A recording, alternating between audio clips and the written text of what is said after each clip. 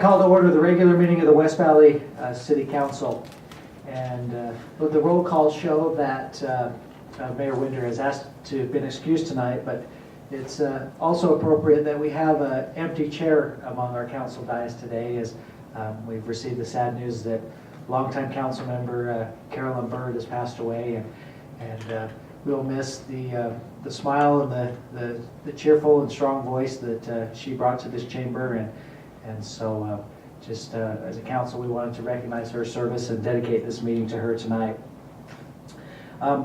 By way of opening ceremony, we would like to turn the time over to District 4 Council Member Steve Vincent, whose opening ceremony will correlate with another special presentation we have tonight. So, Councilman. Yes, tonight we're going to do a proclamation for honoring the Utah National Guard, and within the city we have a lot of people who have served in the Guard and served in the military, and see Nancy's husband here who is actively serves, and of course we have Wayne and Lane that have actively served. And so it was suggested to me by the staff, and gratefully that they did, that we have a formal flag ceremony tonight by our West Valley Police Department. So we'll turn the time over to them, and we will do the pledge once they are up here. So we'll turn the time over to the Police Department.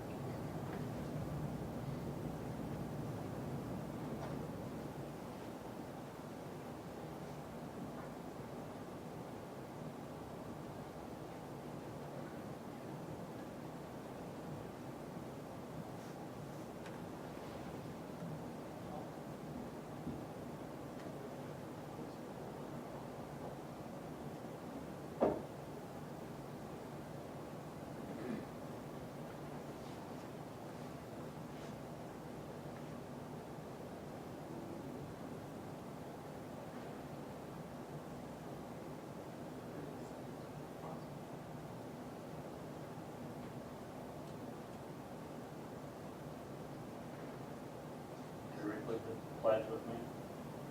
I pledge allegiance to the flag of the United States of America and to the republic for which it stands, one nation, under God, indivisible, with liberty and justice for all.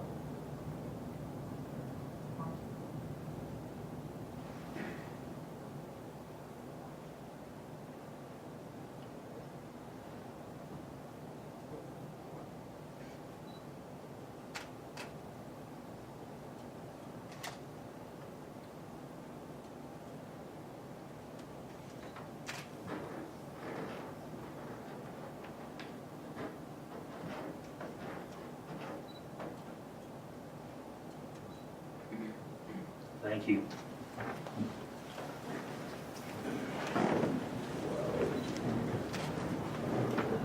By way of special recognitions of those that have come to this meeting, that are service members, the families of service members, to participate in our proclamation tonight, would you please rise?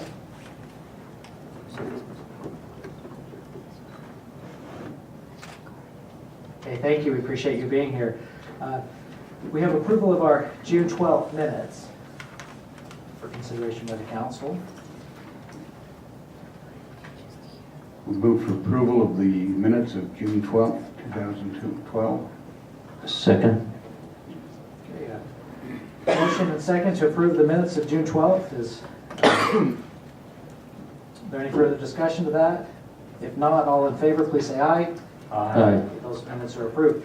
And now we move on to this, the special proclamation of ceremony of West Valley City presenting these the signed community covenant. It was something that we as a city council was approached in an earlier study meeting at one point, and decided that it was a very worthy thing for the city to be involved in.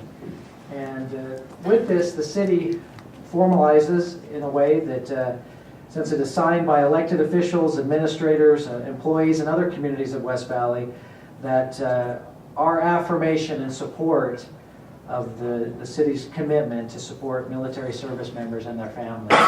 And so we as a council are very happy to present these tonight. We'd like to ask Captain Staley of the U.S. Armed Forces to come forward.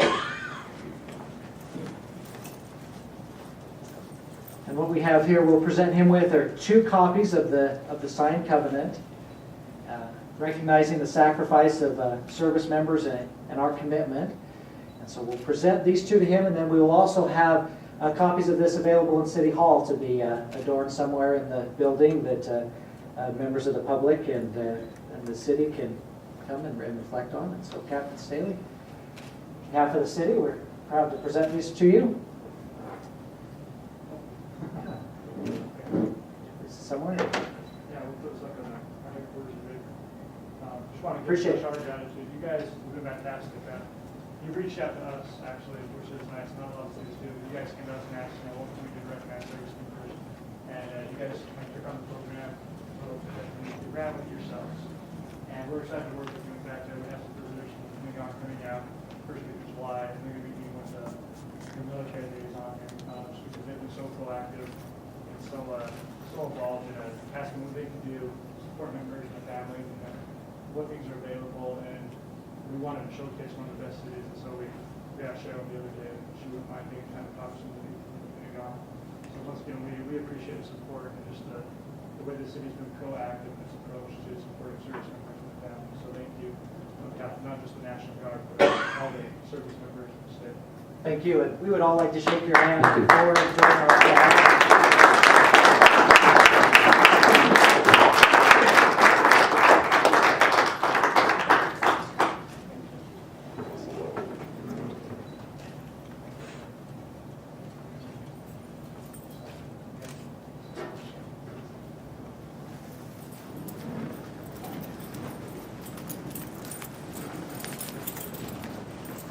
Councilmembers, is there anything that any of you would like to add to this occasion here? Again, we're grateful, Captain, for you to come and those service members that came to commemorate this, as well as our officers from the police department that set the tone by presenting the colors during our opening ceremony. So very nice start to our council meeting, indeed. So we will move on and to our public comment period, which is the time we set aside each week to hear from members of the public on items that are not before us in public hearings.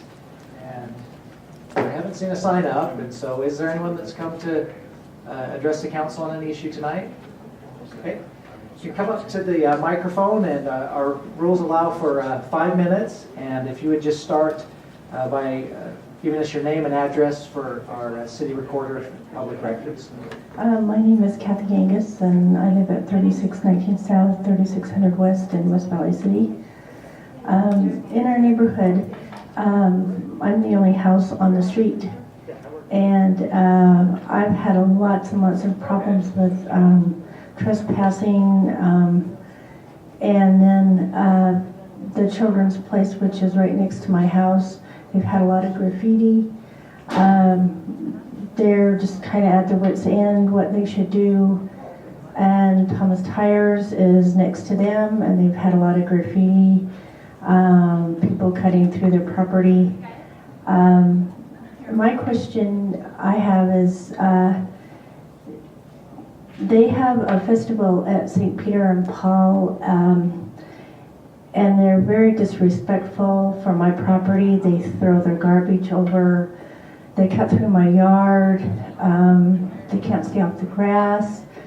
And I either have to get a fence or a vicious dog to keep them out. I've called the police. I've talked to an officer. They can't. They really can't give any tickets because it's private property. I don't know what to do. So, in this format, it's you come to deliver information for us, and we do the talking on the rest of the meeting. And so Uh-huh. if that's all the information you have for us, then, you know, it's not really a Yeah. time for our give and take, but, Oh. you know, there's, you know, the council members have, I guess, heard you and would, I know that the ones that are in that area would most likely be willing to talk with you offline at some other time or get Okay. together with more appropriate staff. But again, you know, we as a body appreciate you coming and telling us the concerns of that area and All right, thank you. thank you. Okay, if no other comments today, then we will turn to item 8 on our agenda, which is our public hearings, and we have one scheduled for tonight, and would like to turn the time over to City Manager, Mr. Wayne Pyle, to introduce this application. Thank you, sir. This public hearing is being held for the purpose of obtaining comment on a proposed ordinance change. And what that ordinance would do is change the side yard setback for basement access ways and window wells in residential development. Okay, with that, I will now hereby open the public hearing and ask if anybody anybody has come to speak regarding this application ZT3 2011 and its corresponding ordinance change to please make themselves known. Okay, seeing none, I will close the public hearing, and this item is now before the City Council for any questions, clarifications, or motions. I have a question, please. Mr. Bueller. Mr. Powell, in the public comment period last week, comment was made that this ordinance would encourage or at least make easier the conversion of single-family homes to multiple unit dwellings. I'd like the staff's comment on that. Thank you, sir. Yes. Currently, maybe the best way to approach that question would be to talk about how secondary access to residential homes is obtained now. So, for example, if you have a basement and you want to finish that basement and you want to provide an outside access to it, when you come in for your building permit, we make no assumption that it is going to be used for a rental property purpose or for the family's own purpose that owns that house. What we do is examine it for building code safety, and the thing that we do that you are not allowed to do is separate it. So you physically separate that basement from the upper level of the house. So for example, if you were intending to make a rental unit out of that, a lot of times people will want to completely wall off or in some other way alter the property such that you can't gain access between the two units. Our code and our ordinances prohibit that. You have to maintain that conjoined access to that property. But you are at liberty to put basement entrances in, side yard entrances in, that sorts of things, as long as they don't fall within the code. So could somebody who was intending to install a rental unit, for example, find it easier to do in this situation because now the setback, side yard setback requirement is easier? Yes, I suppose so. Whether that would be a prevalent or a prominent problem or one that's more than is already exists, I wouldn't be able to address that.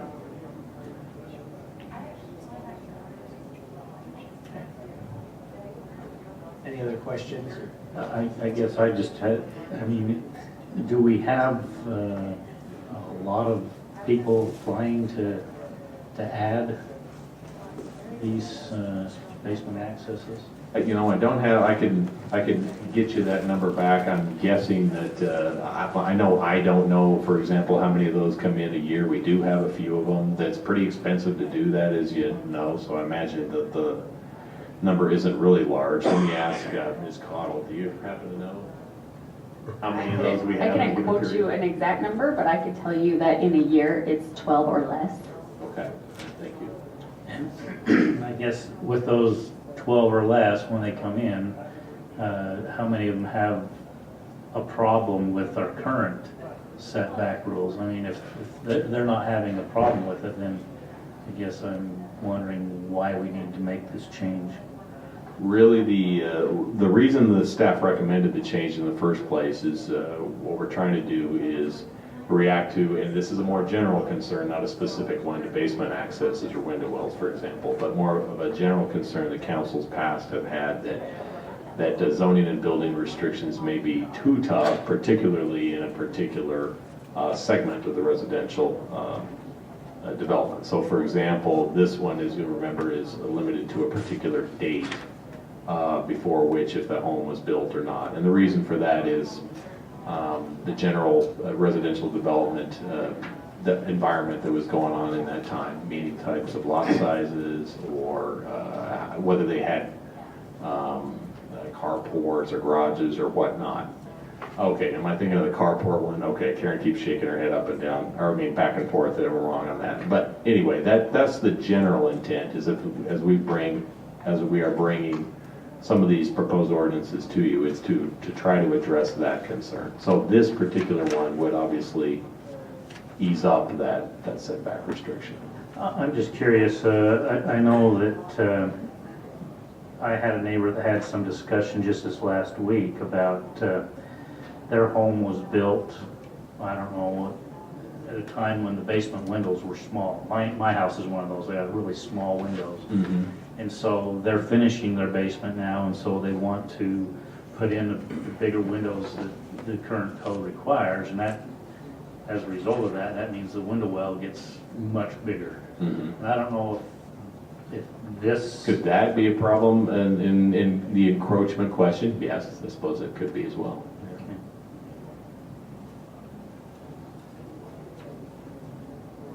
Good questions. Any more questions or clarifications? If not, I think a motion would be in order.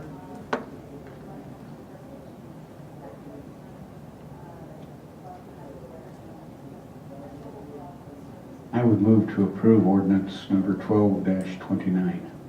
I'll second. Okay, we have a motion and a second to approve ordinance 1229. Is there any discussion to that motion? Okay, seeing none, I guess I would like to throw in a comment on this, and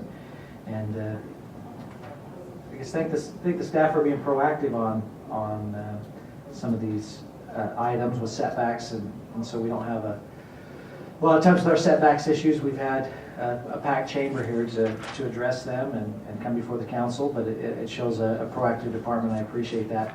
I do concede the point that was made and the question that was brought up that maybe the one reason for not doing this is because there might be some unsavory or illegal against building code things that might come from this, but there's also a lot of really legal and legitimate things that can come from with basement access that will come out of this, which I think is a homeowner's right to do. And so I just wanted to say, even though that I can see the point of some of those things and the questions, that I do think that the rights of the homeowner probably, in this case, if not all cases, would supersede the few that would maybe take advantage and go against the intended purpose of this. So I'm in favor of this ordinance change.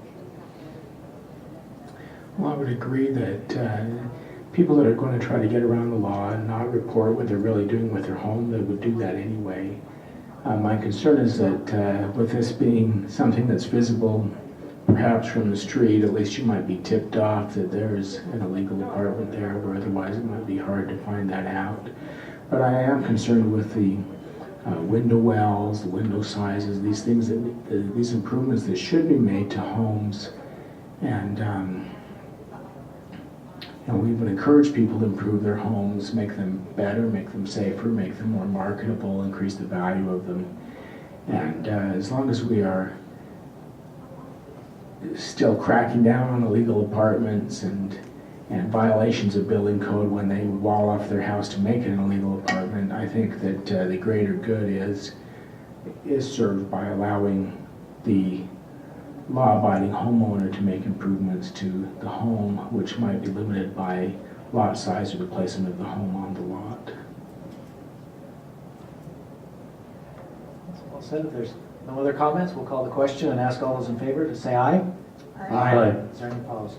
Okay, that passes unanimously, and we'll move on to our loan resolution tonight for consideration, which ask our city manager to introduce also.